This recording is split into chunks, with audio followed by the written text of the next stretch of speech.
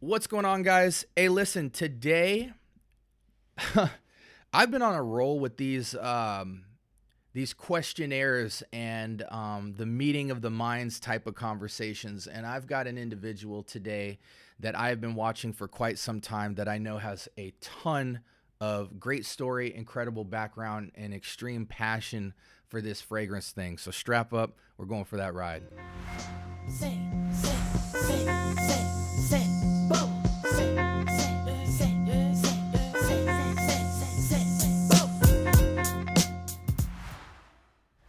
All right, welcome to the Scent Bubble. I am your host for the afternoon. Hey, listen, real quick, I just realized I need to remind me to turn my camera on, Bo, because I know you can't see me. But I've got a special guest with me today that I want to just talk back and forth about this fragrance thing. He's been doing it for a long time as an enthusiast, and he's got a lot to his story that I want to unpack that I think the community hasn't seen. So this is kind of a 21 questions format, but it's mostly just two dudes that love fragrance chopping it up. So without further ado, let me introduce y'all to our special guest for the day. Dímelo, what's poppin'? Hey, Dímelo, we dímelo. we got my man Bo with us today. Why don't you introduce yourself to the people, brother? Dímelo, mi gente. Bo Rivera, BoDominicanYork, Braulio, my government name, and just happy to be here. Dope. Hey, I just realized on the camera I didn't let you see my camera. So real quick, I am gonna throw you on my webcam. Let me know if you see it. Bam.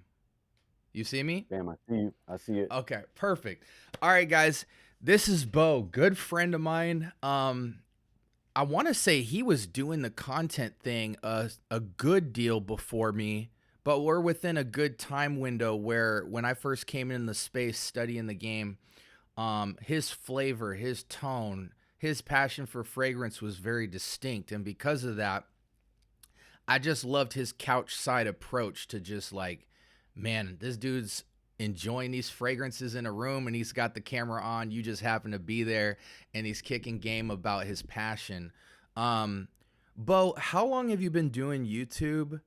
And give the audience a little bit of perspective on how you got into the content space with fragrance, what type of stuff you collect, and anything else relevant in kind of an elevator pitch format to give people a tonality of what they're in for. Nice. So right around January of 2021, um, I started filming sneakers, and believe it or not, I started filming rep sneakers Okay. because I was at a point I'm not gonna be spending five, six, 700, $1,000 on these kicks. If I'm gonna dog them, I'm gonna wear them. So I delved into the rep sneaker market and I started filming everything. And that's how kind of I got into YouTube because it was therapeutic. I'd stopped working, and after COVID 2020, um, taking care of my mom until she passed July of 21. Mm. And it was really therapy, the same way that you kind of said that you kind of just got on camera to kind of pass some time with yourself. This Mm-hmm. was time with myself that I started to share on camera, and then it became kind of that therapy session that I looked forward to. And somewhere around 2024, right around July of 2024, my wife's birthday was coming up. I bought her ombre leather. Mm. When I bought her ombre leather, oh, and Apres Lamore from Thomas Kazmala. When Mm-hmm. I got her ombre leather and I actually smelled it when she opened it for her birthday, I hit the floor. I've had fragrances, I've had more than 10 or 15 at a time at moments in my life, but I've never spent the kind of money that I spent on ombre leather, or actually only maybe once or twice before. But Mm-hmm. I bought that for her, and then that fragrance blew my mind. It blew my mind. It made me want to smell more. And she immediately bought me oud wood. And then I started buying Maison Alhambra dupes. I started buying all the the oud wood, the tobacco vanille, whatever dupe that I could get from Mason Alhambra, I Uh-huh. bought. Yeah. And then I got Club de Nuit Intense Man, the big 6.8 ounce EDP, and Cahiers Alforsan, and there was one more. It was the big three. I got another dupe, and then oh yeah, Barreiro Oud for Glory. Mm. Started with those three, and I was like, wow, this stuff is crazy. Like these scents are just changing my experience and what I think about fragrance and how I want to smell. Yeah. And it's really a personal thing. I mean, I do it for me. I don't do it because I want to impress my wife. I don't do it because I want to impress anybody at work. I don't do it because I want to impress anybody else anywhere at all. I It's a mean, very personal experience. right. I'm a hoodie guy now. Like Yeah. literally. I mean, 30 years ago, yeah, I was rocking the dress shirts and the ties and the dress shoes. And don't get me wrong, I still got a closet of that stuff. If I have to do it, I do it. But you see now I'm freaking hoodie down like if I'm still a teenager. Hey, I'm bro, I put the 51. hoodie on for this occasion.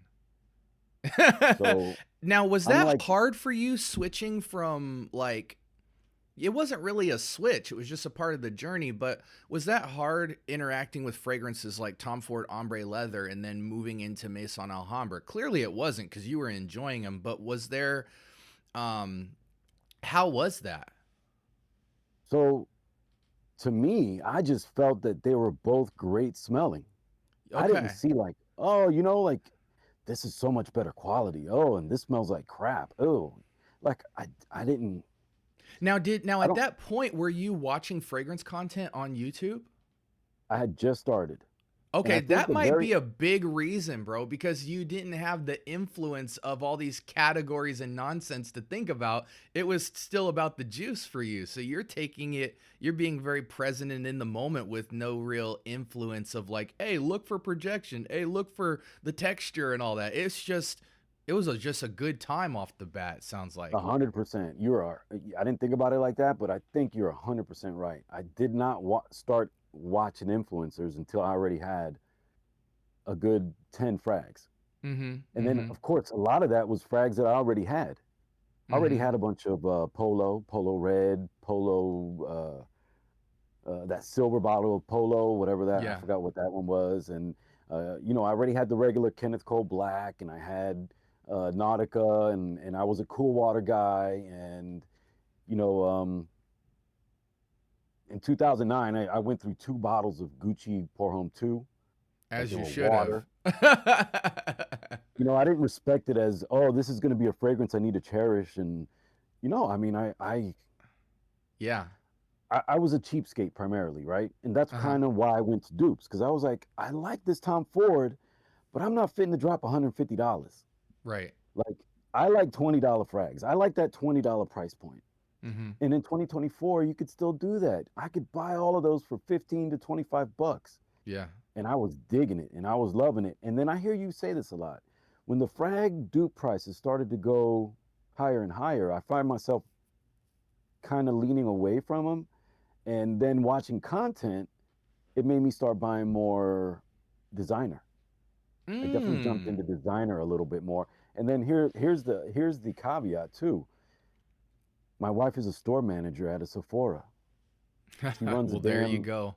she runs a Sephora at Crabtree. So she started to bring home frags for me that, she gets technically gifted Uh-huh. by the reps.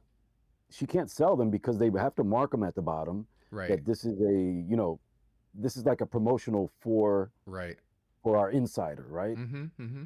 So I started to get bottles. Now she gave me about at least 25% of my designers. Now she buys a lot of them too, but Yeah. What did she think about when you started getting into content?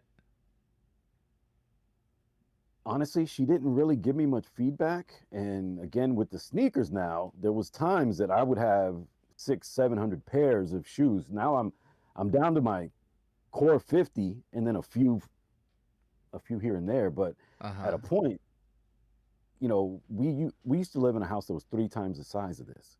Uh-huh. So besides my office being full of sneakers, I had a loft area that was racks of shoes too. But then I was flipping shoes. You know, I can make an easy $1,000 to $2,000 a week flipping shoes. Mm. You know, Mm. I'd be watching drops. I'd buy 3 or 4 pairs, and I could turn around and make an easy $100 off each. Yeah. Yeah, Sometimes that's more, amazing. depending on the shoe. Yeah, the shoe game's So absolutely nuts. as I was starting to leave that sneakers, because sneaker market also started to crash. Mm-hmm. The sneaker market also started to crash. So that's when in 2024, I started to buy. I was buying a lot of these.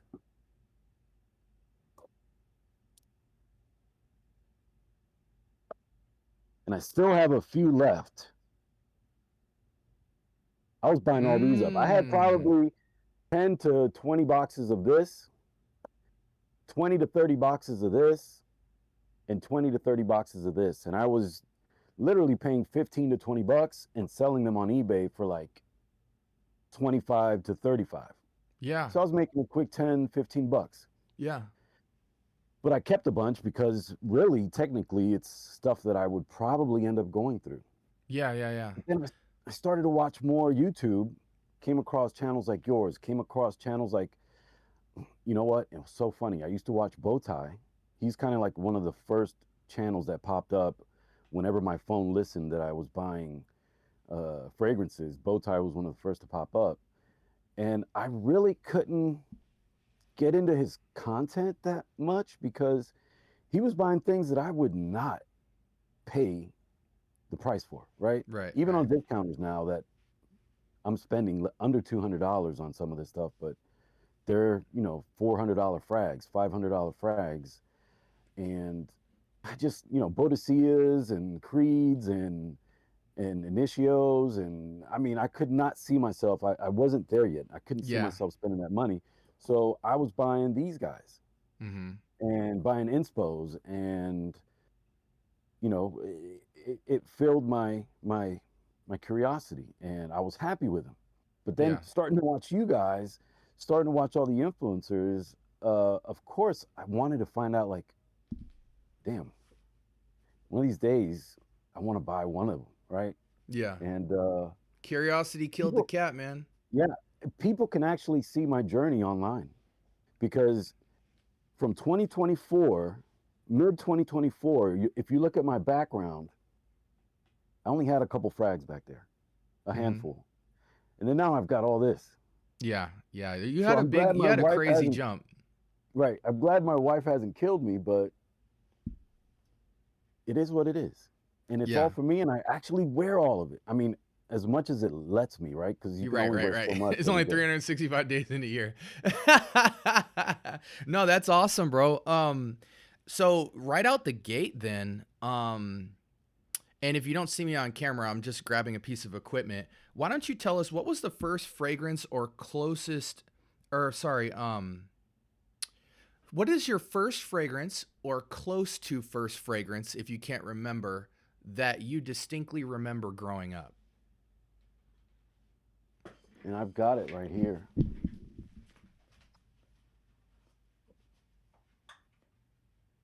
This guy, Raban Pour Home. Raban Pour Homme. Dude, Dude, I got that is a gifted this bottle. smoking good fragrance. I got gifted this bottle as a 5-year-old in How old 1980. is that bottle? Is that new? This is new. My Okay, wife got okay, this at the airport maybe a year and a half ago. okay. But So good. I remember as soon as I smelled it, I knew what I knew. I said, "Wow, that's it. That was the one." And I knew it was this, but you know, until I saw the bottle again, 5-year-old kid had a splash bottle. Mmm. I get out the shower. It must have been like January or right after Christmas, and I splashed everywhere, places I shouldn't have splashed, and I probably stunk up the whole dang house. You know what I mean? But my parents didn't say anything because I think I don't know. I don't. My dad didn't really have a lot of fragrances.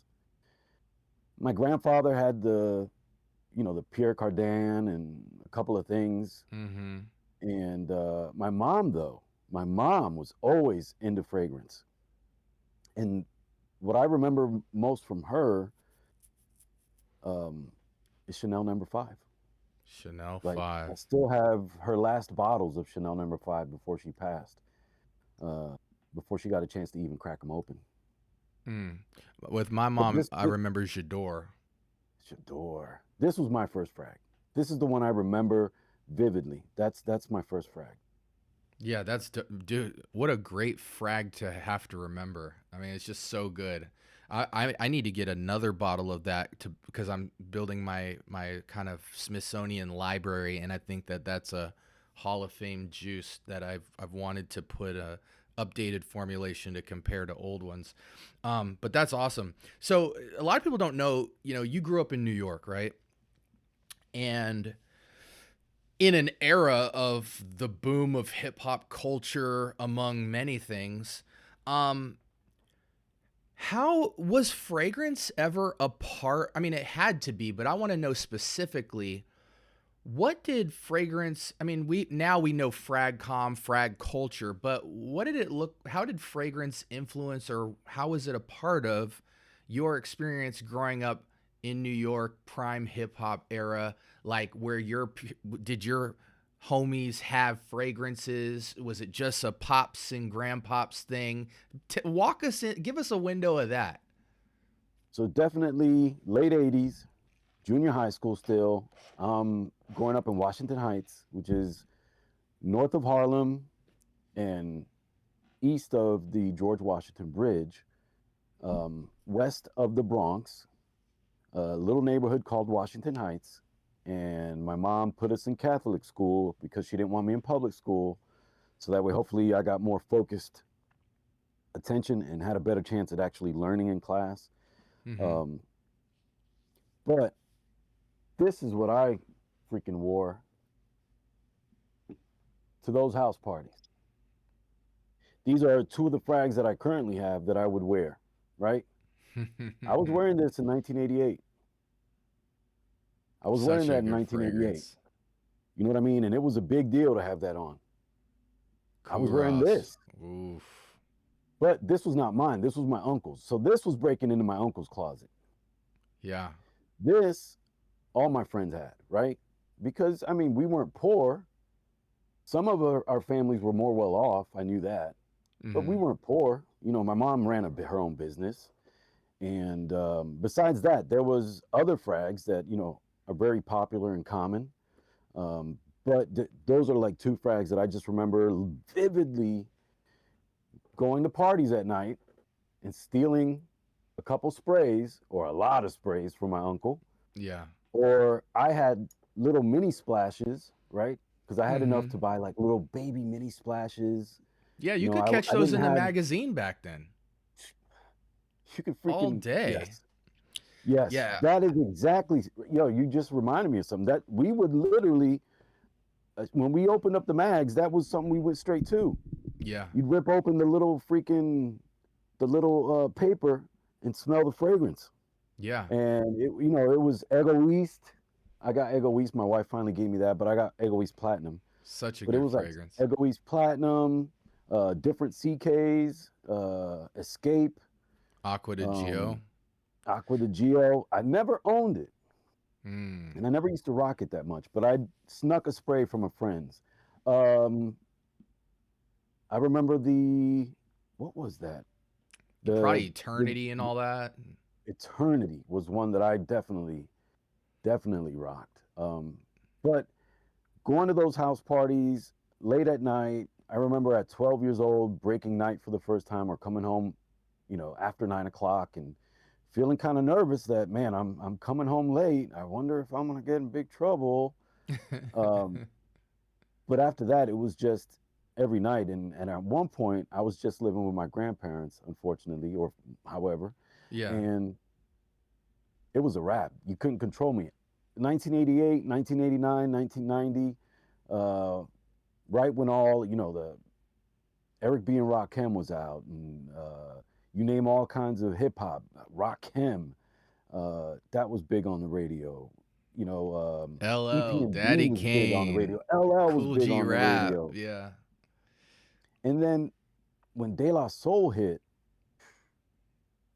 I became that was like they embodied another side of me that embraced my upbringing in church because I have an eternal light. that's inside me that I'm thankful for, and that kind of embrace that, you know, it doesn't have to be all thugged. It Right, doesn't have to right. be hate and kill and guns, and there's a love, and then you can express that art along with that love and Yeah. that peace. So that was like mind blowing. And then, you know, Tribe Called Quest, and I got into rhyming and hip hop, and my friends got into producing and doing things, and they stayed underground, and we never really did anything, but you That's know, one we thing I remember about those times, and you're a little bit older than me, but one thing I distinctly miss about radio culture in kind of what I would call hip hop's prime era is that when you could turn the radio on, you would hear a lot of different hip hop that were hits. You know, now after about mid 2000s forward, the radio started to only play and curate a couple of archetypes of hip hop, you know? And but there was a time where you could hear a Biggie song on the radio and then a Wu-Tang song and then, you know, a Royce da 5'9" song and then a Trick Daddy song and then, you know what I mean? Like there was just, it was so much more colorful, the type of radio hit top 100 list for hip hop as it relates to the radio. And then it kind of went dance and went thug and, you know, and got techno. And I mean, it was just such a brighter representation and showcase of the people that make and consume hip hop culture. It reflected more accurately the people, and was the it social arts. media that changed it? Was it because this, you know, those days, it seems like right around 2000 and after 2000, social media really started to become more prevalent, you know, because in the 80s and 90s, it wasn't, you know, you had to hear it on the radio, you had to go in to the record store and cop the CD, you had to go to your H&M, Tower Records or whatever, you had to cop the wax or the CD or cassette tape, because if you guys remember, if you're old enough, we used to buy cassette tapes. Yeah. um I I don't think, know. bro, I think it's always a matter of access. What you have access to shapes your perception. And being in New York, you have the benefit where specifically where you grew up, you have the benefit of being able to go outside. So even if you didn't have the radio, you would have still had a really good curated journey because it would have reflected a very diverse environment that more accurately reflected people involved in hip hop culture and making art. Um, but because of that, the radio reflected that too, because there wasn't it was at the genesis of the money and the selfishness that bled into hip hop. Then the radio got taken over. And once the radio got taken over, it was curated very narrowly over time. And so if you're somebody whose hip hop culture is being fed to you solely through radio at a certain point of time, you would have never got that colorful spectrum, depending on where you lived. You know, if you were in LA or Houston or Miami or Chicago or somewhere in New York or Seattle, maybe you might have still been able to get the essence and diversity that came with hip hop. But if you were in Mobile, Alabama, and all you had was the radio, it started to get very narrow in terms of what you got exposed to. So once the radio got hijacked, um, you know, it stopped being a healthy source of growth in the space in terms of what you're exposed to. When you introduce the internet in that as well, I think it started to get more diverse, and now it's more diverse than ever because you at least have access to everything. But because still the money controls a lot of what's shown to you algorithmically, you just have to have a genuine love for hip hop to really do the soul searching and digging to find all the proper showcase of all of it. But I think it really depends on where you grew up, what you grew around, and what era you were in terms of what you're exposed to. And that's always been the case. So there's people that I think bypassed those pitfalls and that narrowness based off where they lived or who they grew up around. Major market. Correct. But for some people, it was very narrow. For me, growing up in, I lived everywhere up until about age 10, but by the time I landed in Phoenix, it was very diverse, and then it got narrow all of a sudden. Once radio started changing, there was a period of dullness, where the only place I could get connected to the diversity of hip hop was maybe the record store was the last frontier, being able to go into a record store. But after that, the record stores started shutting down once, downloading came in.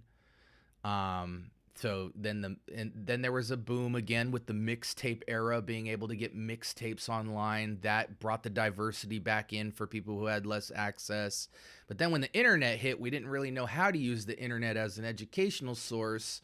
So there was there's like ebbs and flows. And then there's periods where you find some hip hop heads and you go to events like First Fridays and sock hops at roller rinks. And so everybody's got a different story with it. But I think if you only were relying on radio growing up, at least from the 2000s forward, you probably had some real struggles to be influenced with a colorful palette in this thing, because what you were exposed to on radio just got smaller and smaller and smaller and smaller. So unless you were getting it from somewhere else, you would have got put on game.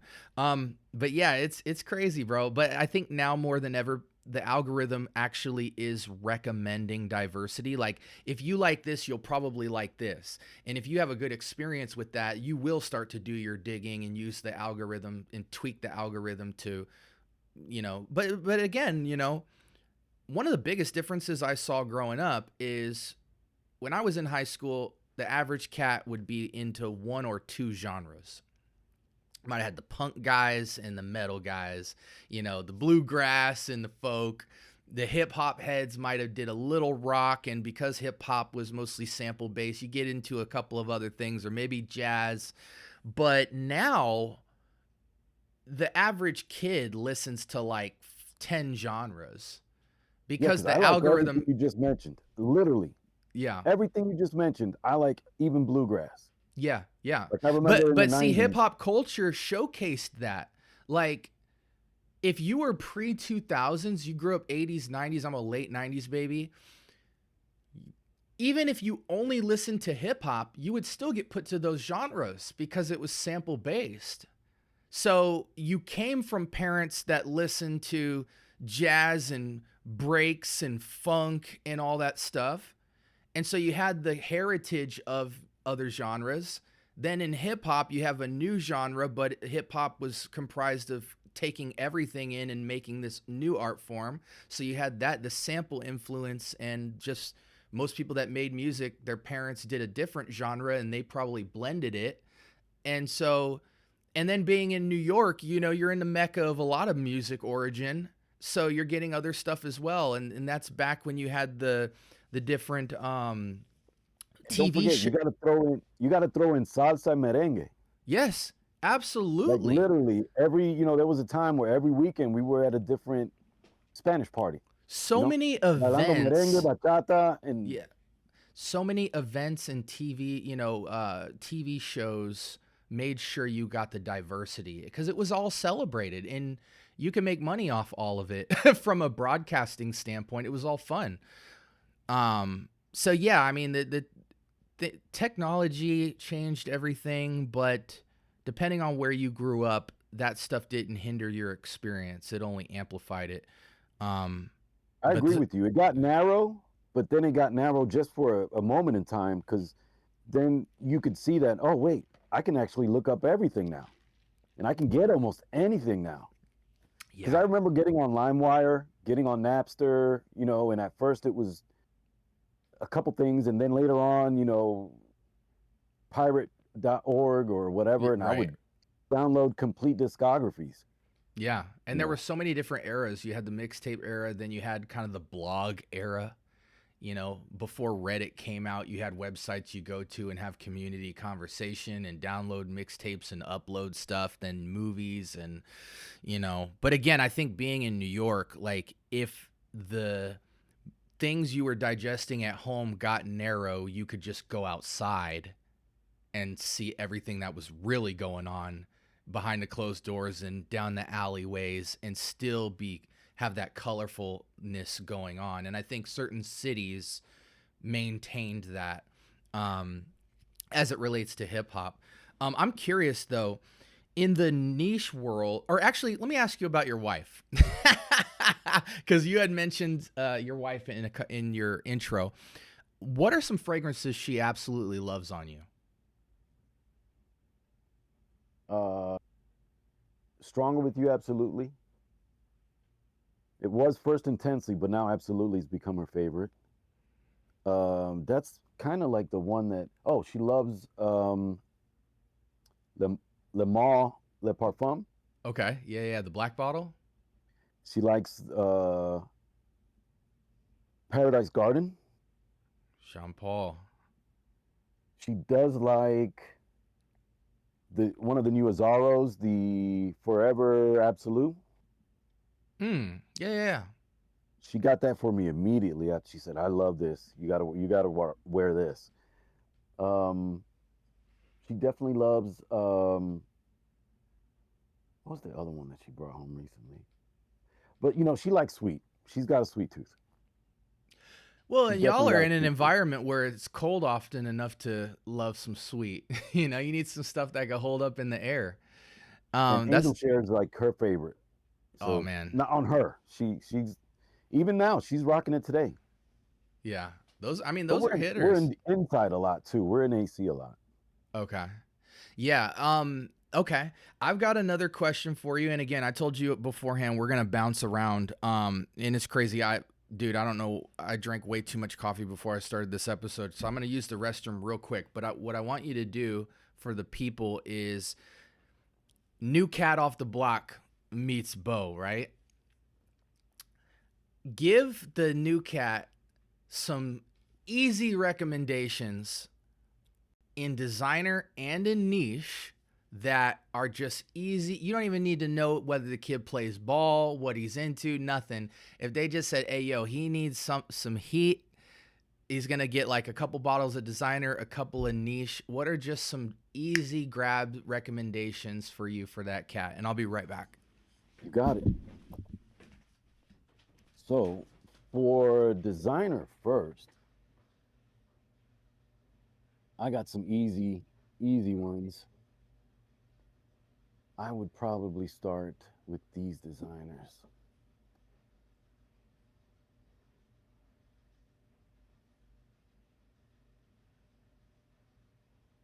These are some quick and easy designers that Polo Deep Blue. You can find this still. This is the newer bottle. There was an older style bottle that was a little more bulbous around. Polo Deep Blue, great blue fragrance.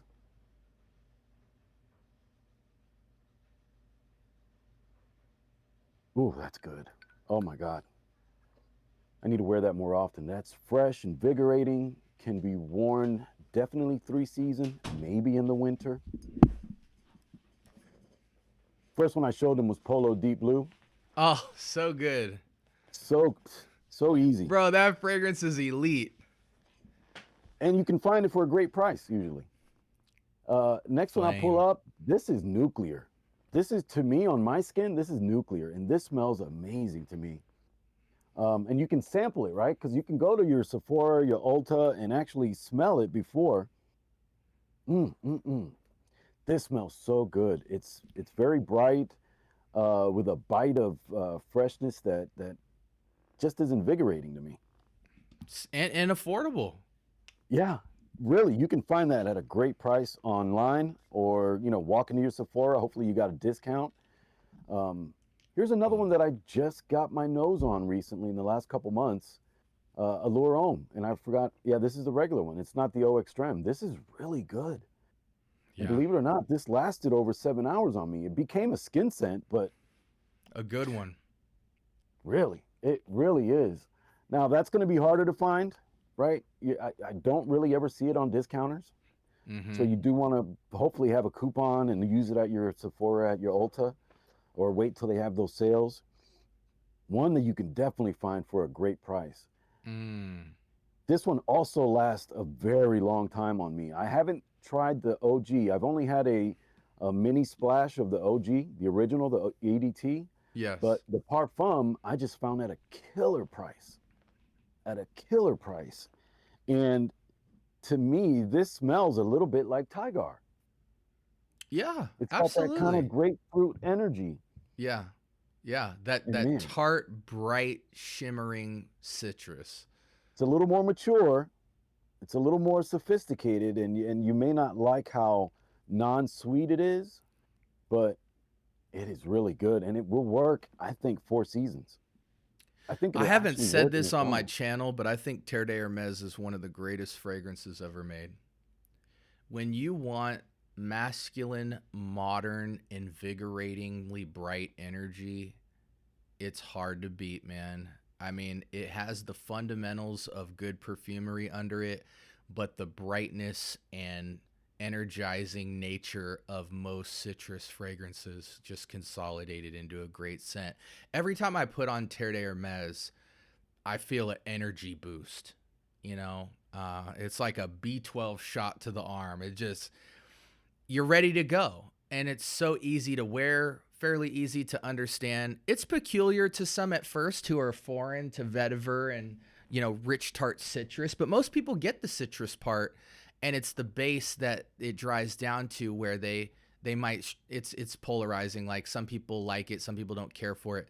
But man, I brought that on my vacation recently, and it made me just feel good, man. And I've been wearing that fragrance for so long. But talk about a fragrance that just is plug and play for me. I never doubt it for a second. It always makes me feel top notch. I sprayed that on a test strip, because a lot of times when I'm gonna try to figure out what I want to wear the next day, I'll spray a couple things on test strips and leave them out. Mm-hmm. And that test strip lasted on paper for more than 24 hours, really Mm. closer to like 48 hours on paper. Yeah. So you don't expect that on skin, but that just lets me know it's got staying power. Whatever's at the base has staying power. Yeah. I mean, it's vetiver, bro. And the dry down is spectacular. Like, even the faint essence of Terre de Hermes is just so pleasant, man. It's clean, it's bright, it's not so masculine that you could put an age on it, but it's substantial. Like, and I really think the woody family is the backbone for almost all of perfumery, and yet most people don't chase soft woody scents. They have scents that dry down to it, but Terre de Hermes, the beautiful thing about that dry down is soft woods is some of the best type of DNA that men can wear, and it's almost a dying art. That fragrance alone kind of spearheaded me into a DNA of, like, I want to find more dominant woody fragrances that are soft, and it opened up the whole world to me. Um, all right, and then niche. You have any couple of niche recommendations? To start, um, and I'm going to change my mind on one because I had a top 12 pulled up. Guys, I don't think you can go wrong. It might be boring, but I don't think you can go wrong with this one. Um, Slightly sweet, slightly citrus, or a lot of citrus. And it's one that when I first smelled it this was one of my first Manceras and one of my first niche. And when I first smelled it, I was like, I don't know. The very first time I smelled it, Mm-hmm. I was like, that's not what I expected.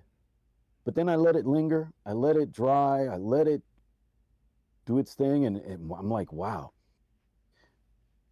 I've got a good sized dent on it. Yeah. I've got a decent sized dent on it, and I got a backup bottle. And if it wasn't Um, 120 ml, your dent would be 60% of the bottle gone. You know what I'm saying? Like, talk about one of the most approachable brands for a guy who knows a little bit about fragrance but wants to step it up a little bit, get an experience affordably, and then have a wide range of options. Mancera is just that. And it's like all the things that people today care about with fragrance, you know, presentation, the amount of juice, quality, longevity. I mean, it just check, check, check, check. You know what I mean? Super underrated house. Like, I feel like so many people get to it, get 3 or 4 bottles, and then graduate and move on. And it's like, bro, there are so many options and so many that people don't talk about. I wore Oud Cafe last night, and this stuff would not go away. I woke up like in a scent bubble, no pun intended, of Oud Cafe. Very soft coffee, barely there, but a lot of woods and sweetness and floral. So if you don't like floral, semi-sweet, semi-gourmand, because this is more perfumery. You know, most people talk about Amor Cafe, but if you want to take away the gourmand aspect and just have the perfumery and really have that French style perfumery, Oud Cafe has that effect, and it is potently powerful. I mean, it will go on for well over 12 hours, which it did for me last night. Absolutely. Let's change gears a little bit, Bo. I'm gonna switch it up on you. Fragrance is often occasion, season, or mood based. So I'm going to hit you with a couple of scenarios from each of those categories, and I want you to pick a fragrance. I'm a big fan of showing fragrances on screen, and this is going to give you the opportunity to do so. So we're going to pick a fragrance for occasions, okay? Give me a fragrance for a business meeting. Fragrance for a business meeting. Yep. Grab something you're wearing to that meeting. It's going to be one of two, probably. I'll grab the other one from here. Actually, got one in my hand that I was going to go with. I don't know where the other one is. Oh, so good. Such a good choice. This is a signature scent for me, but you got to be careful with the sprays because you don't want, I don't want to punch people in the face. I can still own the room with 2 sprays. Absolutely. Right? Because I'm going to heat up. When I'm walking around, when I'm moving, when I'm going to heat up, and my sillage is going to pick back up. Even though it'll disappear for a while or I'll get nose blind. But if I wasn't doing that, I would do the Bois Imperial. Oh my gosh. Yeah. Talk about one of the greatest dumb reach fragrances of all time. So Bois Imperial and this to me are almost one and the same.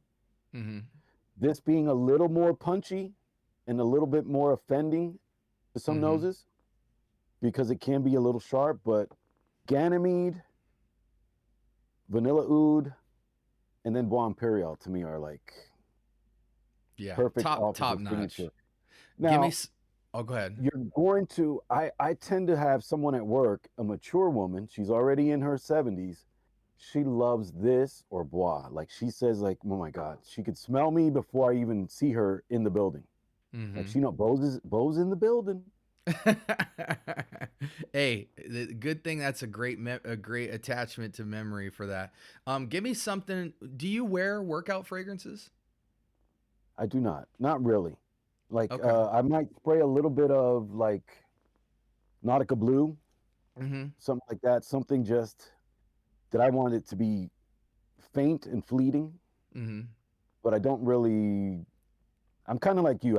I know that you said, hey, well, you're used to. I don't know how you feel now. Soap and water. Yeah, like you know, I'm a big like, hey, I'm gonna clean the stink off me, but I will wear, you know, deep blue. Some of my other, I love the regular blue from. So I wear like my polos or my Nauticas or some of my low end designers. Yeah. But you know, to me, they're just great smelling, and I don't need them to punch people in the face. I know I That's joke about the whole idea of soap and water EDP, but I'm gonna keep it real with you. I love the smell of coming out of a shower after putting soap and water on. Like, that is a fragrance to me. And I joke about it, but it comes from a real place. Let's switch it up then, since you don't do really gym scent. You're going on a walk right now down the block. What do you want to smell in the air? Because, you know, New York sometimes, walking through New York sometimes, man, you might need to put a little something on. Otherwise, you can, you know what I'm saying? Mhm. Depending on which street you walk down, what do you want in the air while you're walking down the street, just getting some air? Honestly, it's probably going to be something like this guy. And I've got a couple things that kind of smell like this. Oh, is that the plum? This is the plum. Oh, Yeah. such a good scent, man. I was looking that fragrance up this week trying to get it. Oh, such a good scent. This one is the vintage 24. So they just aged it in a different barrel. Yeah, But plum I and do have cognac, the right? regular one. Well, I've got the regular one too, and it's just as good. Yeah, it's the plum and This one's a little cognac, bit right? more, but honestly, you can get something like Amber Kajar, and that's going to smell a lot like it. You know that plum DNA Mm-hmm. that's just sweet and all good as heck. You know, that's kind of been my bag right now. You know, I was into that plum all late winter. I haven't Mm-hmm. been wearing it that much in this heat, but yeah, Do you know? I've been in on. I was on a plum craze. Did you know plum Japanese coming back? I found out this week watching Okay. your show. Okay. Okay. Yeah, yeah, I'm excited for I that. forgot it wasn't. It was like 2 episodes ago. It wasn't the podcast. It was the last 21 questions. Yeah. Yep. Yeah, with Frag Wizard, Yep, AD. that. Yep, that's when I found out. I was Yeah. watching that, and he said what, and I was like, wow, for real. Yeah. And then I People are heard gonna somebody be else all say over it it. too. What's the last fragrance you went to sleep with? Last night, Oud Cafe, Okay. Okay.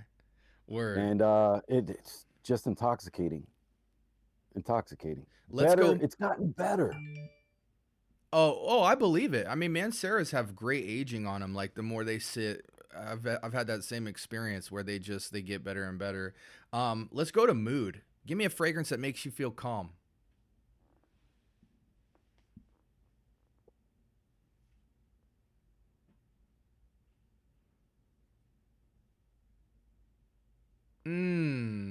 Is that the O Intense? No, Oh, no. This is the regular.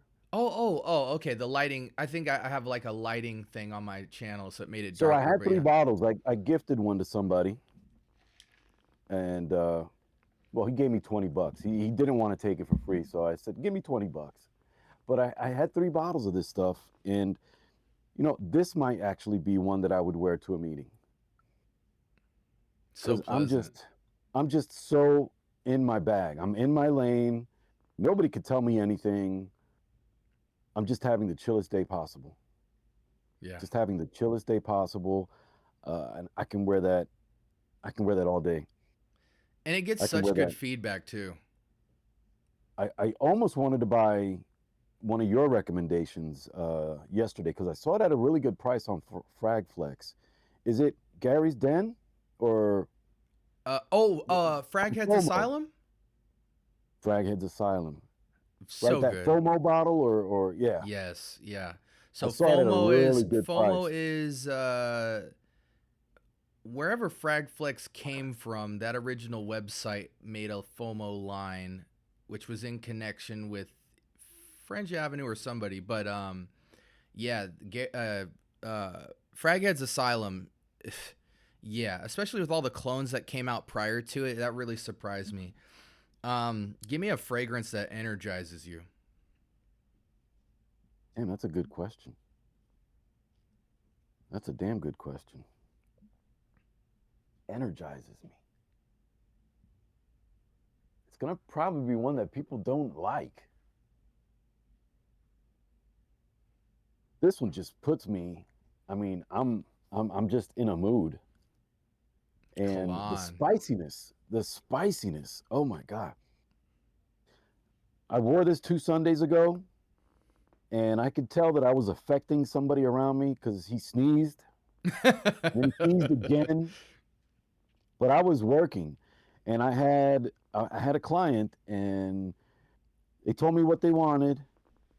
They were looking at what they wanted. I made sure that I made what they wanted a priority, and they stood there and waited on me for hours on end until I kind of disappointed them day one, but then I had them come back day two, and I just feel like this just puts the energy in my button. Mm. You know, like the get it done button. Yeah, And this has a absolutely. similarity to a lot of other things too, but yeah, Cologne's a that sleeper. Like PDM, the only people you hear mention it is like collectors who are trying to make you remember that it's fire. But Cologne's a great fragrance. and I get Um, it. You know, I'm being more aware that a lot of notes affect people in a negative way, mm, and one for one reason or another. sure. So I understand why you would get a lot of bad talk because of that peppery push. But it kind of reminds me of the opening of this with that orangeness, Mm-hmm. that spicy orangeness. Kind of. Totally. Give me a fragrance. I'm gonna say a word, and hopefully you can connect it to a fragrance. Peculiar. What is a scent that you have that when you spray it in the air, it's not easy to understand, but it's drawn you in? Gosh, I was gonna say Monte Cristo from Mask Milano, Mm. Okay. but there might be another one, and I don't remember. It's from Fragrance World, one of their one of their different lines, and it was one that I just found kind of weird at first, and I wore it again, and the juice got better, and it's a rose oud combo with some saffron and other spices in there, and it was just kind of weird. And then the next time I went to it was weird good, and then Yeah. weird better, and then yeah, Mask Milano's Monte Cristo, I'm pretty sure is the name. That's another one that at first it's kind of like weird tobacco and something else pungent in there, but I wanted to keep smelling it. And then it hit me. It reminded me of being in a pissy, dirty staircase in my grandmother's 4-story walk-up building, or 5 story. She lived on the fourth floor. Mm-hmm. And, you know, there was times that my grandfather would lock the door at night with a chain. And if I didn't have the key to the lock that's on that chain, I could open the front door, but I couldn't Get in. push the door. So I'd have to knock until my grandfather woke up. And sometimes I'd be in the hall just Mm. waiting because I came home after midnight. Mm. And it gave me that same smell that I'm getting from Monte Cristo. Interesting. Yeah, I call those like scents that you don't understand, but you want to understand them. So it just takes you a lot longer to, spend time with it. Let's do climate.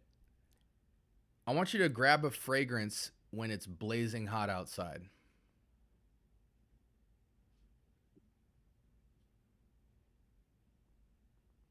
And I don't have a lot of experience with this one yet. Castley?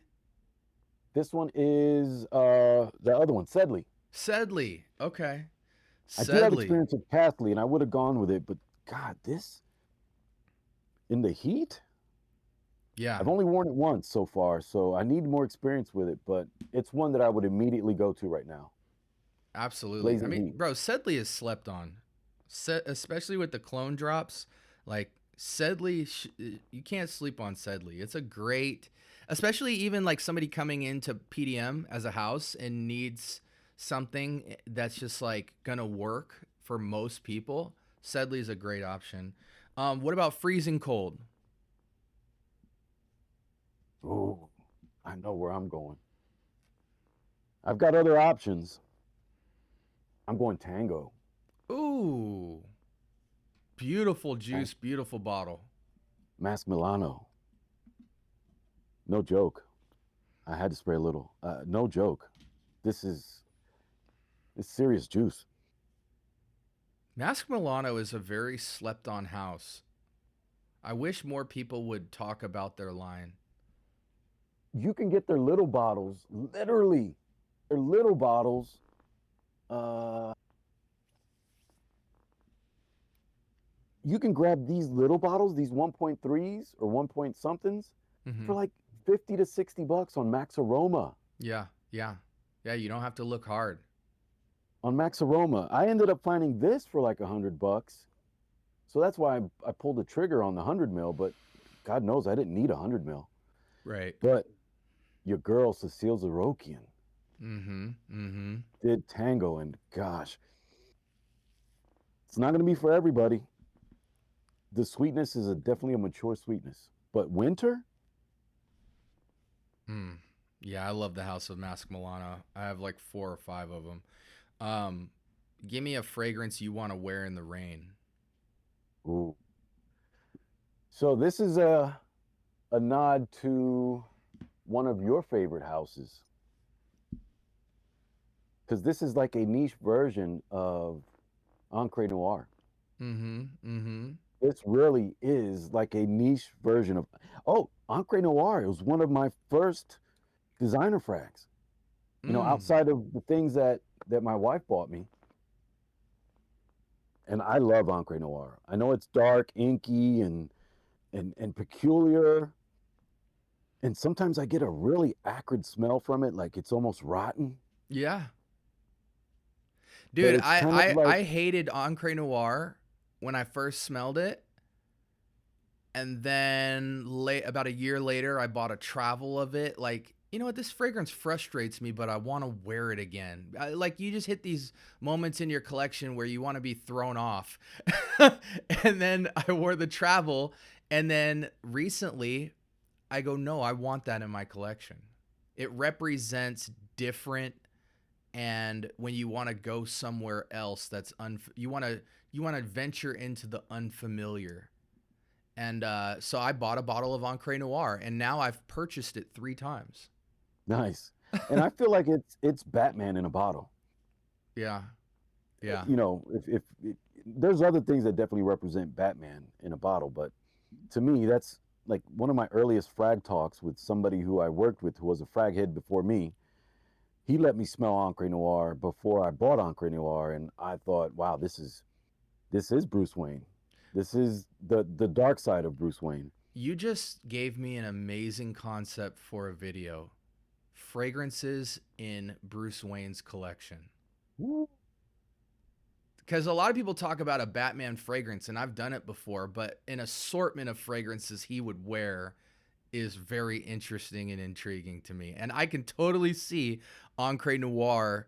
I think the fragrance I chose when we did our superhero scents episode might have been like Bulgari Man in Black or Prada Black Ooh. or something like that.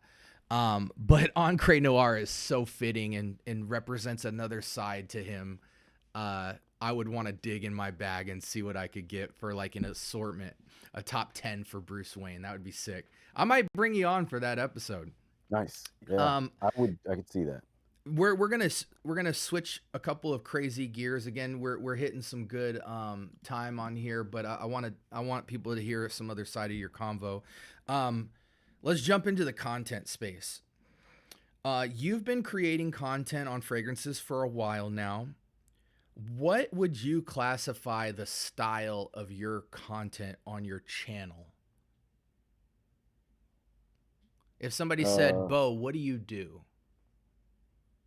I've had clients ask me that, and I tell them that really it's a lifestyle channel. I don't necessarily say it's a fragrance channel. When they see the first couple of thumbnails, they say, "Oh, you do fragrances," you know. And I've shown clients, and then they look through the first couple, and then they, "Oh, snap, you." But because I do a lot of the YouTube shorts with just videos of different types of music or things that I grew up watching, you know, old movies, Yep. I kind of say it's a lifestyle. And at first I tried reviewing fragrances, but I feel like I'm not really the guy to review the fragrance, you know, to tell you this is going to give you or you're going to get this. I recommend this one, or maybe that's what it is. Maybe I am a reviewer, but I don't do recommendations. Okay. Maybe I'm just giving you a review of what I'm experiencing and whether I like it or not. And I buy the things I like. And I say that I probably have a broken nose because I like it all. I said that to my wife the other day. She was like, "Yeah, you like everything." And Mm. it's like, yeah, I kind of do. I like the stanky, I like the filthy, I like the dirty, and I like the sweet. So I know that sometimes you don't like the super sweet stuff, especially being in the heat of Arizona. Yeah. It might be harder to get away with it sometimes, but I find myself wearing the super sweet in the heat too, because we don't get as hot as AZ, but we get, we're in the 90s today. Yeah. We're definitely, yeah, we're 94 degrees outside. And when I wear the sweet stuff, it kind of just booms, Yeah. Yeah. and Yeah. I it can be definitely have my overwhelming. I definitely have my guilty pleasure sweet fragrances. But I do think my environment plays a lot into my perception of them, to where there's a certain balance I'm going for. And then the other component that I really didn't consider, that now is very much a part of my journey, is like skin chemistry and how fragrances work off of me, because certain things that disgust me smell amazing on other people. So I think a combo of it just being 110 plus every day, and my environment and my skin chemistry, takes me to a place where I have to walk through those DNAs very slowly. And so I have a few very sweet, Tres Oros Day 3, very Mm, sweet fragrance. So good. I'll make an excuse to wear it. Grand Soir, love it. mm. Dior, love it. But that it's a slow process for me, but I'm arriving at understanding that I'm in a circumstance where I need to drive 10 miles an hour through that lane. And it's been a joy to reevaluate it with new information going back into that. Um So, yeah, I mean, I'd go back and tell them I'm more of a lifestyle channel, and my lifestyle right now is really kind of centered around a lot of fragrances. Yeah. And here's a question that I know you don't really touch on a lot, because you're very much you're a very optimistic thinker when it comes to advocating for creators and people on fragrance journeys to be free to do things. But I'm still going to ask it. What's one thing that content creators need to stop doing, and why? That's a good question. Damn, that's a good question. I know what I'd want to say, but I think it's necessary. Um, they need to stop comparing the niche to the dupe. But I get it. You got to do that. You got people that want to pit one against the other, or don't buy this because this is way better. I get that, Mm-hmm. but I just think they're both really good, and maybe one is, I don't know, too potent, or one is whatever, right? This Mm-hmm. one feels better to you, but it kind of annoys me sometimes when the same thing happens. When people that love niche downplay the dupe or the Mm-hmm. affordable, because there's niche that do dupe. Okay, Yeah. so dupe can be niche and dupe can be affordable. But let's say people that buy non-affordable are downgrading affordable frags, or vice versa. I think they need to they need to stop it. Yeah. Like, just because this one's $20 on the market and this one's $200 on the market doesn't make one or the other better than the other. It just doesn't. I And I thought think that conversation went away, but it felt like it came back for a while. I think it'll always come back, because we're always getting pushed into boxes, and then we try to get out of them or justify why we sit in a box. AD like said something so simple that illuminates a good way to think through this. He said, or maybe it was LB. He said, "When did it become cool to put fragrances in a UFC fight versus each other?" And so maybe to speak to some of what you're saying, you know, make it about the information more than the battle of who's better. You know, keep it informative because they both exist and they both have a place. But in attempts to do that, don't eliminate that as an option for people because it is a subjective art, and sometimes it's a necessary option for somebody where they're at. Um, but yeah, I couldn't agree with you more, and I'm actually navigating that problem in real time. How do I be informative? How do I sort my subjectivity from objectivity? How do I keep it fun? How do I not piss on people's journey where they're at? You know, there's a lot of questions I ask that I still don't think I've arrived at, but I try to show that I'm navigating that in real time by just keeping it about the information. And I think my approach has changed since I started my channel. What's one fragrance you would never sell me? That I would never get rid of. Yeah, That I would never. came to you. I said, Bo, I got to have that fragrance. I'll give you whatever you want for it. And you say, nope, I would never sell this.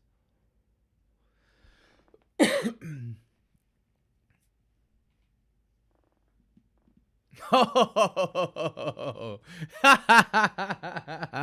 nice. Now I've got 3 bottles. I had 4. One that I bought, 3 that my wife gifted, and I gifted one away, but with my wife's permission.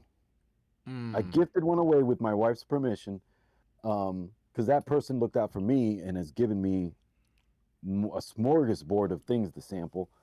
So I felt obliged, and I really wanted them to have one of these. I think this is a special fragrance. It's not for everybody.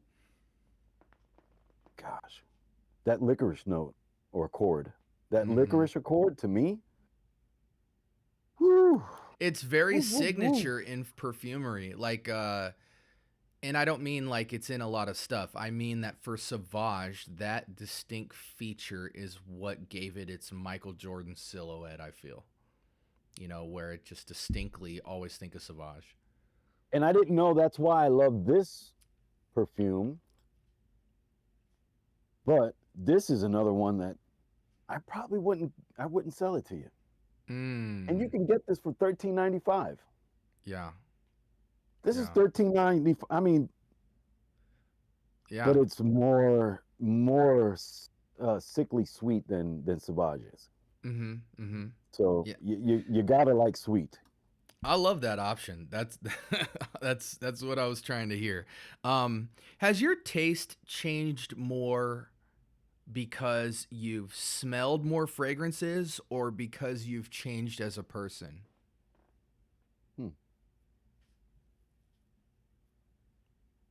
Because I've smelled more. Okay. My taste has changed more because I've smelled more. And that was the whole reason. You know, that was the whole reason. Like, smelling Ombre Noir for the first time blew my nuts off. Pardon my language. From Lalique? Like, Ombre Noir from, Ombre Leather. Ombre Leather, okay. I need to rock Ombre Noir. I got it over there. I need to get it on skin, not just around the house. I need to get it out and on skin on a full day's wear. But I meant Ombre Leather. Ombre Leather. This blew me away. This blew me away. I was like, oh my goodness, like, I smell like I'm on Fifth Avenue. Yeah. I am back on Fifth Avenue in my luxury high-rise building. Yeah, it represents the finer things in life. Dude, I'll never forget early on in my journey, I bought a decant set of pure Tom Ford. I got Noir Original Eau de Parfum. I got Effing Fabulous. I got Grey Vetiver. I got Ombre Leather. Noir Extreme. Just a bunch of hitters, right? And I remember just spraying them on for the first time really early in my journey. I heard the name Tom Ford, hadn't smelled any fragrances. I said, I want all this Tom Ford. And the one thing that immediately stood out, you know, Tuscan leather, all that, what immediately stood out to me that was just like energizing, like almost unlocking an extra sensory in my body, was just this instant upgrade of life. Just smelling the fragrance and just being like, yeah, this is where I want to go.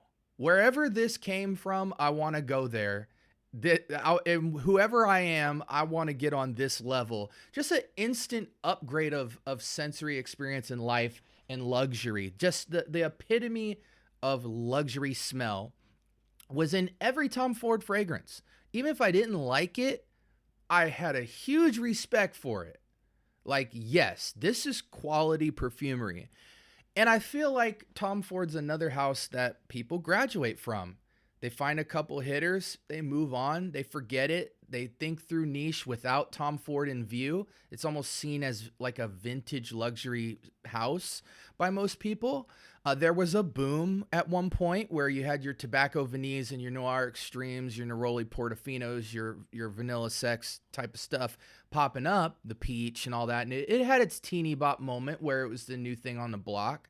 But I feel like in today's conversation with fragrance, I almost never hear Tom Ford fragrances get brought up anymore. Everyone's got them and have moved on. Tom Ford is really a massive roster of heat and uniqueness. You know, the amount of different pockets they've gone in, the Black Orchid, the Plum Japonais, you know, just the epitome of luxury, the standard of luxury. And I always find myself going back to Tom Ford just to reignite that, yeah, this is luxury in a bottle feeling that feels more distinct than other houses. Now, granted, there's been reformulation and sometimes you get a whiff and a been there, done that type of feeling. But it has a nostalgia for me because of when I smelt it in my journey of just representing where I wanted to go with things. And so, yeah, that's that. Ombre leather, even just talk about as a man, it's what you want to be. You smell it. It's masculine. It's unapologetic. It's finesse because the fruit and the floral backdrop of it is interesting and alluring. Just all the great masculine qualities. And even on a woman, it takes on a different shape as well of luxury and dimension and accentuates women in a different way. And even though I was really impressed with the Oda Ombre leather release, just felt another level of refinement. So good, man. Such a good I agree choice. with you. It felt like I was all about Tom Ford at first, and then I went through a journey, and I kind of got away from them, and then rediscovering that ombre leather's my gateway scent. It brought me here to this journey. So going back to ombre leather and a couple other things, because now I've got probably 6, 7, 8 different brands that are mimicking Tuscan leather. Mm-hmm. Mm-hmm. I've got things that smell like Tuscan leather that aren't Tuscan leather. Yeah, yeah, and I smell certain fragrances in lots of fragrances. Like I smell gray vetiver in everything, you know? And so it makes me go back. And gray vetiver was the first fragrance I ever bought when I bought a suit. And I just felt like the man, you know? But yeah, so yeah, I gotta, after this episode, I'm definitely gonna go back and pull out some Tom Fords and enjoy that. Is there, give me a sentimental fragrance that you don't wear much at all, but you would never get rid of it because of the memories you have associated with it, whether they're your own or family or anything like that.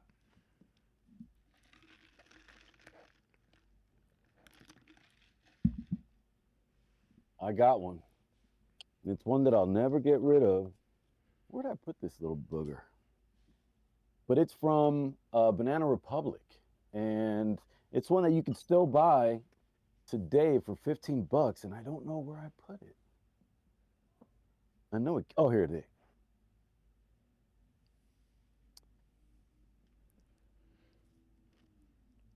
Modern. Banana Republic M, the Eau de Yeah. Parfum. Yep. Great scent. Doesn't last. That's why, I'd take these, I'd keep one in the car.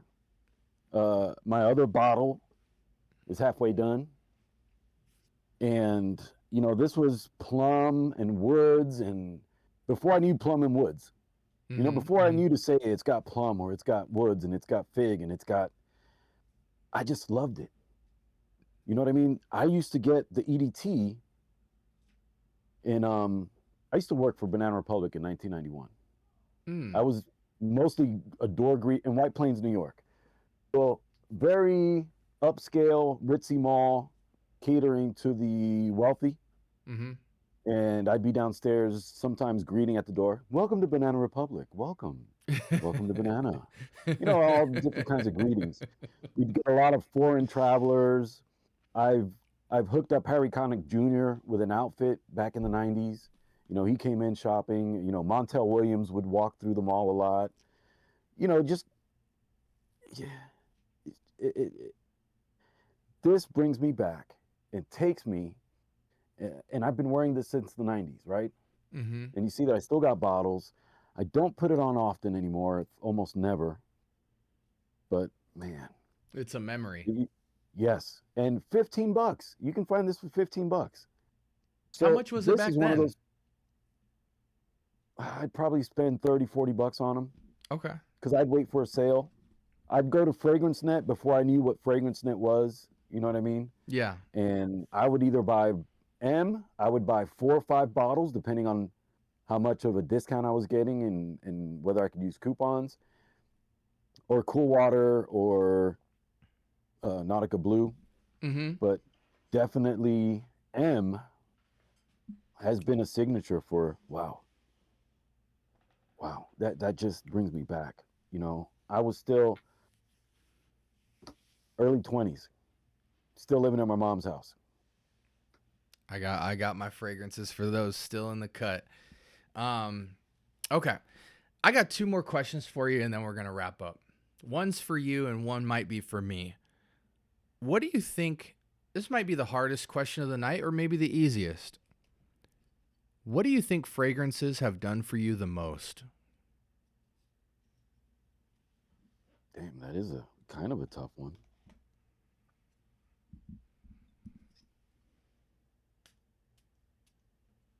My fragrance journey and what fragrances have done for me have been at a time in my life where I was tapping back into my youth. This really was me tapping back into my youth. The sneakers and me YouTubing with the sneakers started that journey, right? And then kind of I was getting away from it, right? I don't need 1,000 shoes. I don't need 1,000 frags either, but I don't need 1,000 shoes, right? And I was kind of getting away from that. And fragrance, after filming this, that, you know, I bought this for my wife.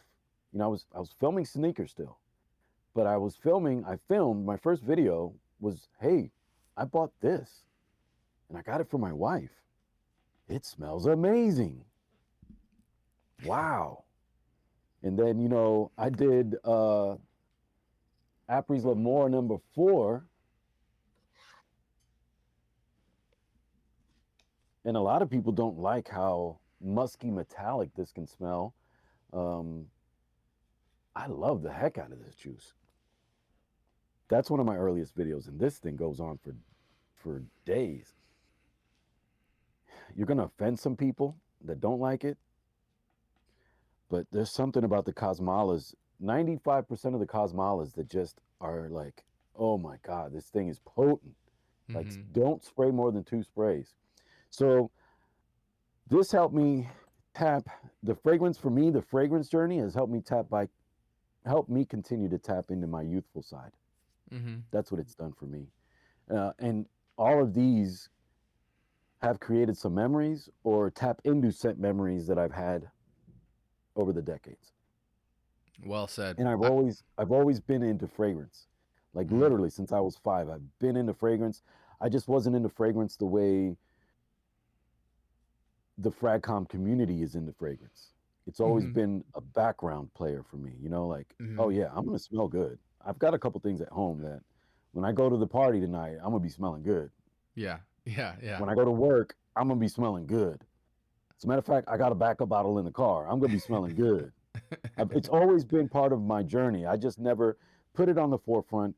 and I've never deep dived into, whoa, this one has, vetiver and Right. amberwoods in the base, and this guy has vanilla, cumin, and right. I just never thought about that. No, it's true. Like I look in my past and I remember how simple fragrance was. And I miss some of that. But there's times where I'll do little random activities and habits that make me have to not be able to tap into that level of depth. And I think that's what the fragrance journey is. It's a lot of zooming out and then zooming in and then zooming out and then you know what I mean. It's a thing, which is why I think it teaches you a lot that you don't even recognize is the nuance of what happens when you go deep and then get very practical and then that muscle ignites cool stuff. Um, that's all I got for you, Bo, for right now. Do you have any questions that you want to ask me before we wrap up?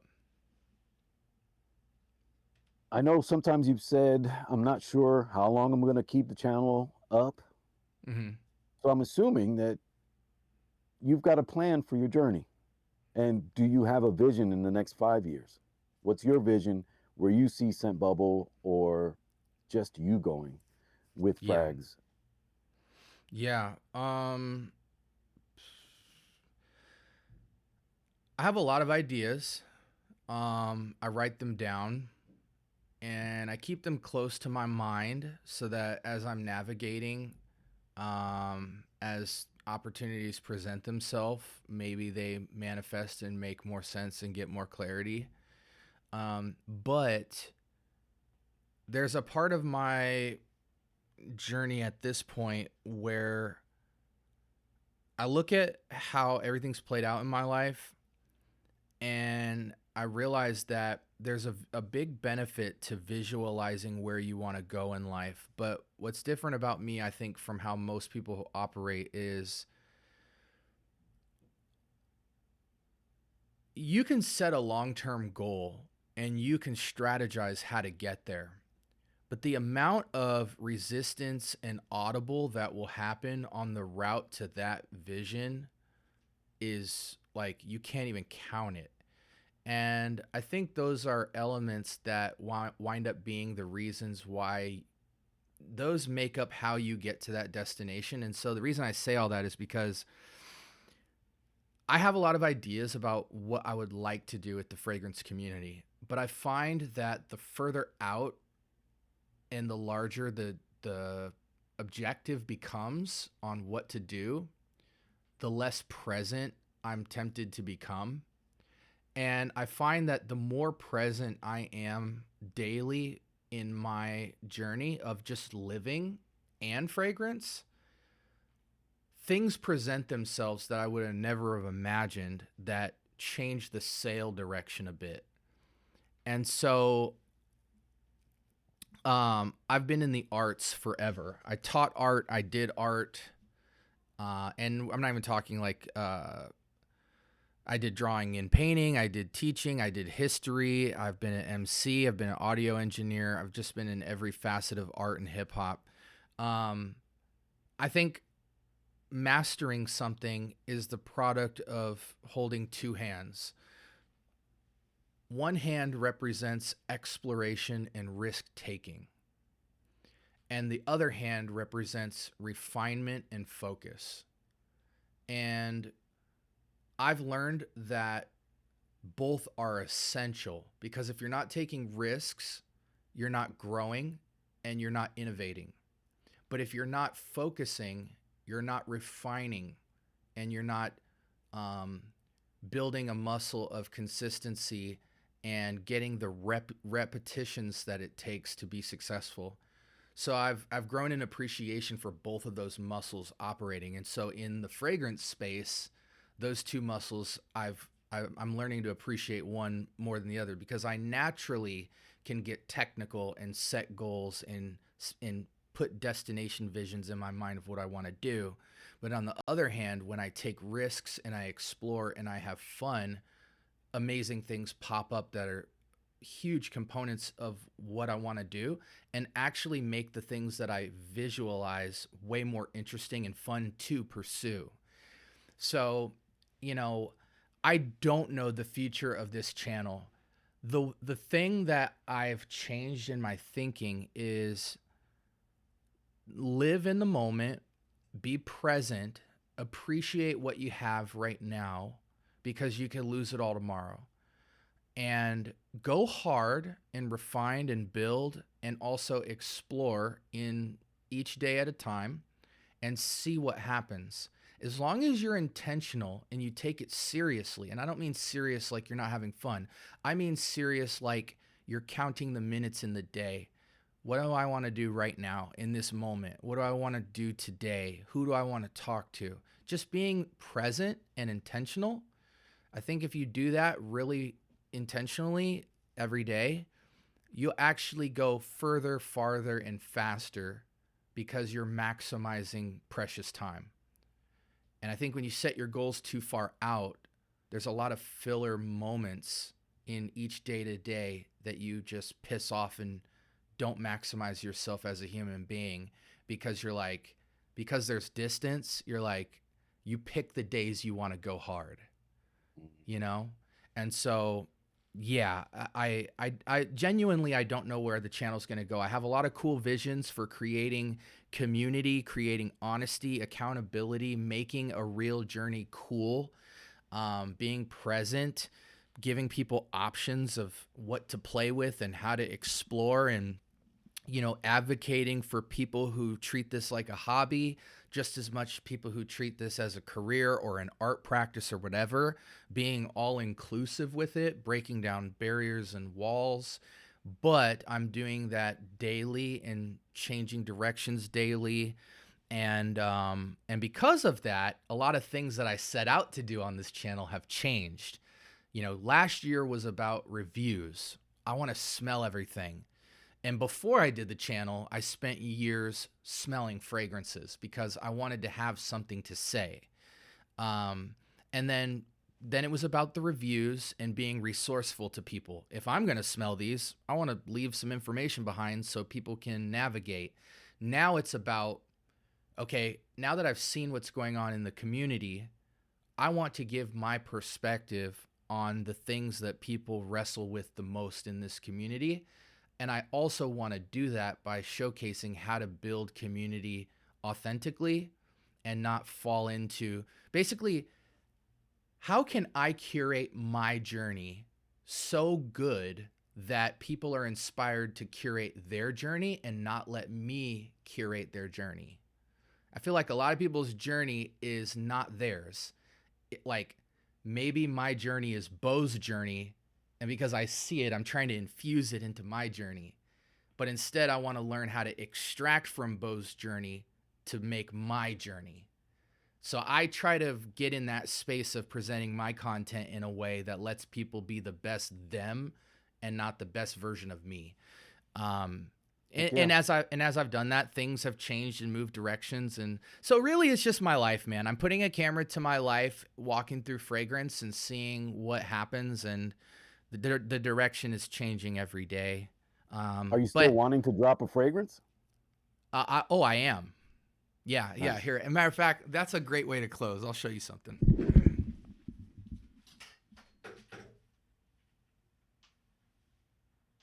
So,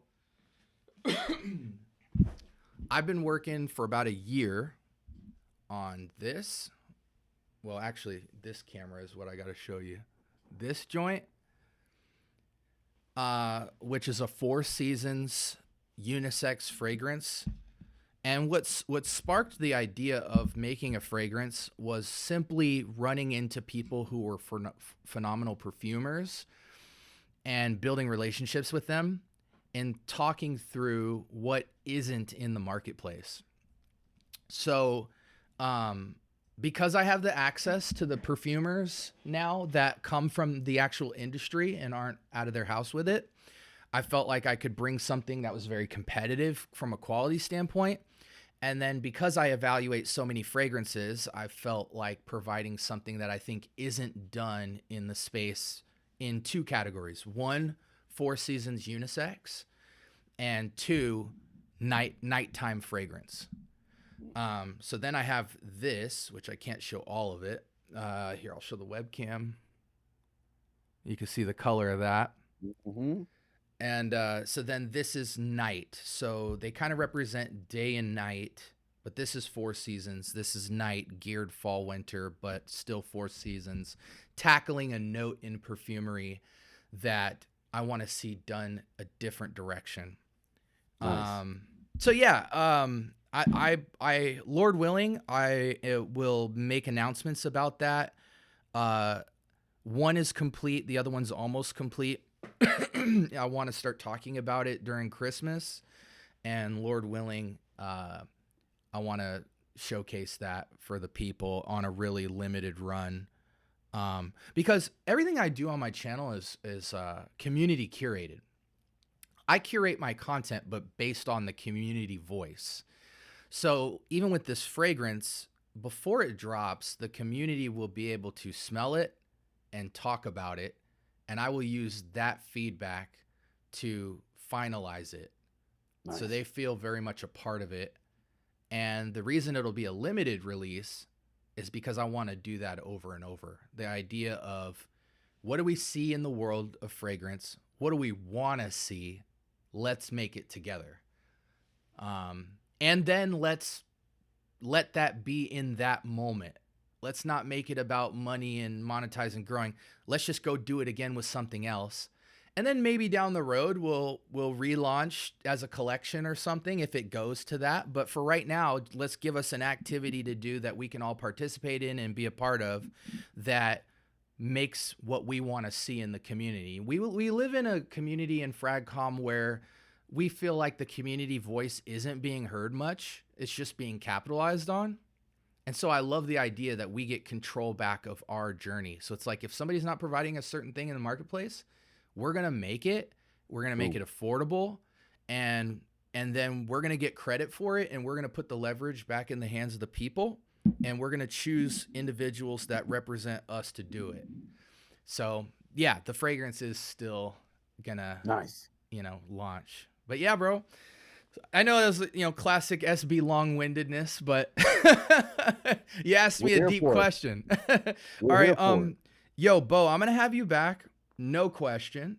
And honestly, this was long overdue. I've always wanted to have you on this pod, but because I'm so crazy and all over the place, I didn't want to have you on until you and your journey could be showcased in a respectable and proper light.